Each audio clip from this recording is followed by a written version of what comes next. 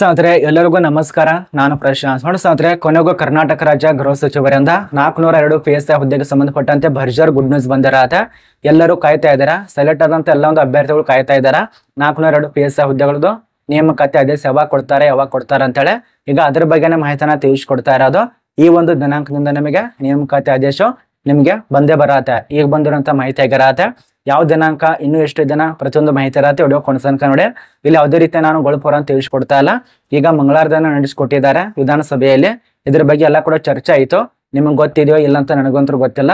ಆದ್ರೆ ಈಗ ಬಂದಿರುವಂತ ಮಾಹಿತಿ ಆಗಿರತ್ತೆ 402 PSI ಹುದ್ದೆಗೆ ಸಂಬಂಧಪಟ್ಟಂತೆ ಅದ್ರ ಬಗ್ಗೆ ಮಾಹಿತಿ ಇರತ್ತೆ. ವಿಡಿಯೋ ಕೊನೆತನಕ ನೋಡಿ, ಸಂಪೂರ್ಣ ಮಾಹಿತಿ ಪಡ್ಕೋತೀರಾ. ಅರ್ಧ ನೋಡಿದ್ರೆ ಸ್ವಲ್ಪ ಮಾಹಿತಿ ಅರ್ಥ ಆಗಲ್ಲ.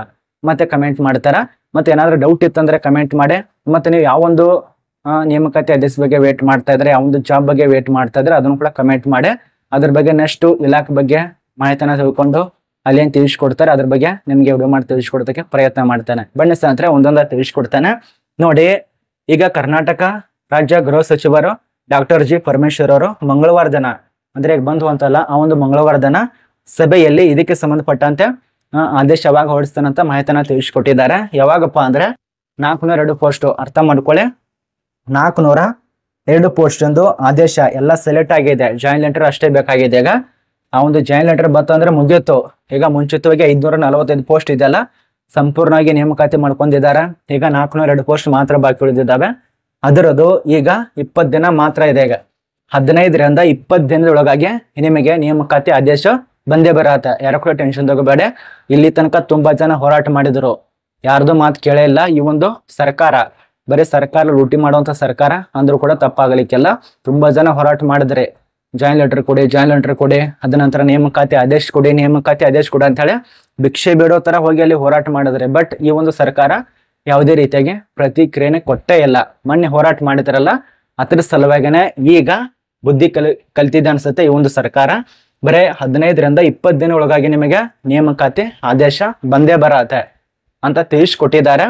ಇವರು ಸುಳ್ಳು ಹೇಳ್ತಿದಾರೋ ಅಥವಾ ನಿಜ ಹೇಳ್ತಾರ ಅಂತ ಒಂದು ಅರ್ಥ ಆಗಲ್ಲ. ನಿಮ್ಗೆ ನೇಮಕಾತಿ ಆದೇಶ ಬಂದ ಮೇಲೆನೆ ಇದು ನಮಗೆ ನೇಮಕಾತಿ ಆದೇಶ ಬಂದಿದೆ ಅಂತ ಹೇಳಿ ನೀವು ಕನ್ಫರ್ಮ್ ಮಾಡ್ಕೋಬಹುದು. ಏನು ಬರೀ ನಿಮಗೆ 20 ದಿನ ಕಾಯಿರಿ. ಇಲ್ಲಿ ತನಕ ವೇಟ್ ಮಾಡಿದಾರ, ಇನ್ನು 20 ದಿನ ಕಾಯಕ್ಕಾಗಲ್ವಾ? ಕಾಯಿರಿ. 402 PSI ಆಗ್ತಿರಲ್ಲ, ಒಳ್ಳೆ ಕೆಲಸ ಮಾಡಿ. ಅರ್ಥ ಆಗ್ತಿದೆ ಅಂತ ಅನ್ಕೋತೇವೆ. ಬಡವ್ರ ಹತ್ರ ದುಡ್ಡು ಅಂತ ತಗೋಬೇಡಿ, ಮತ್ತು ಮಧ್ಯಮ ವರ್ತಿ ಹತ್ರ ದುಡ್ಡು ಅಂತ ತಗೋಬೇಡಿ, ಮತ್ತು ವ್ಯಾಪಾರ ಮಾಡ್ತಾರಲ್ಲ ಅಲ್ಲಿ ಕೂಡ ದುಡ್ಡು ತಗೋಬೇಡಿ. ಅದ ನಂತರ ಶ್ರೀಮಂತರು ಇರ್ತಾರಲ್ಲ ಅಂತವ್ರಂತರೂ ಬಿಡಬೇಡಿ. ಅರ್ಥ ಆಗ್ತಿದೆ ಅಂತ ಅನ್ಕೋತೀವಿ. ನಾನೇನು ಹೇಳ್ತಾ ಇದ್ದೇನೆ, ಬಡವರ ಹತ್ರ, ಅದ ನಂತರ ಮಧ್ಯಮ ವರ್ತಿಗಳು, ಸಾಮಾನ್ಯ ಜನರ ಹತ್ರ ಲೂಟಿ ಅಂತ ಮಾಡಕ್ ಹೋಗ್ಬೇಡಿ. ಪಾಪ ಅವರೇ ದಿನದಿಂದ ದಿನಕ್ಕೆ ದುಡಿತಿರ್ತಾರೆ. ಅದನ್ನ ಬಿಟ್ಟು ನೀವು ಅಂತದ್ರಲ್ಲಿ ಕೈ ಚಾಚಿ ಭಿಕ್ಷೆ ಬೇಡಿದ್ರೆ ಮುಗಿಯಿತು. ಮತ್ತ ಅವ್ರ ಪಾಪ ಅದನ್ನೇ ಕೆಲಸ ಮಾಡೋದಾಗತ್ತೆ. ದಯವಿಟ್ಟು ನ್ಯಾಯಕ್ಕೆ ಪರವಾಗಿ ಒಳ್ಳೆ ರೀತಿಯಲ್ಲಿ ಕೆಲಸ ಮಾಡಿ. ಮತ್ತೆ ಈ ಒಂದು ನೇಮಕಾತಿ ಆದೇಶ ಬರತ್ತೆ. ಇನ್ನು ಬರೀ 15ರಿಂದ 20 ದಿನ ಮಾತ್ರ ಇದೆ.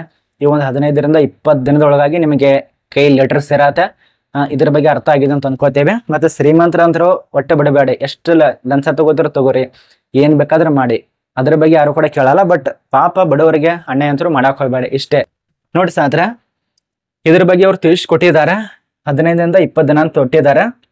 ಇಲ್ಲಿ ಕಾಣಿಸ್ತಾ ಇರ್ಬೋದು 15ರಿಂದ 20 ದಿನ ಈಗ ನೇಮಕಾತಿ ಬರತ್ತೆ. ಅರ್ಥ ಆಗಿದೆ ಅಂತ ಅನ್ಕೋತೀವಿ. ನಿಮ್ಮ ಮನಸ್ಸಿಗೆ ಕಮೆಂಟ್ ಮಾಡಿ. ಇಲ್ಲಿ ತನಕ ವಿಡಿಯೋ ನೋಡೋದಕ್ಕೆ ಎಲ್ಲರಿಗೂ ಧನ್ಯವಾದಗಳು.